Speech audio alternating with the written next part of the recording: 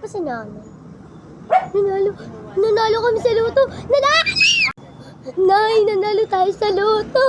Oo, Alik Marites. Bahay, nanalo na kami sa loto. Ay, may nagtat. Mo, hindi pala.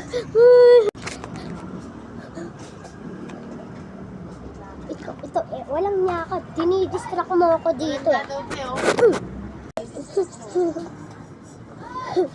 Nakikipag-chuspisa pa ako dito. Nag-ano-ano ka dyan? Umuwi ka sa bahay. Patulog ka talagang kinayas dyan eh. Ano na, Mari? Anong chuspis na? Oh, si Paloma, ano. Mari, bakit kami hawak niya? Wala akong nakakautang na ako. Pinapaasa mo lang kami.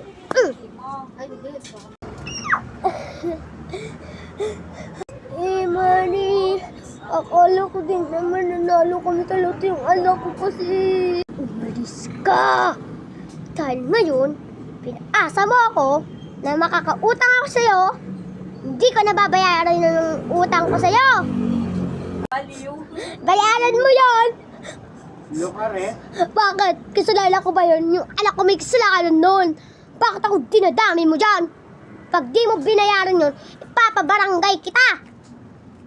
Pabarangay mo, ikaw ipapapulis ko. Alam ko, ikaw nga kumakain ng kwet-kwet na walang itlog. Ikaw nga nag-uulam ng ulam na walang patatas. Sobrang kapal ng blush on mo, mukha ka ng si Sasa girl. Ikaw nga may raming kuto.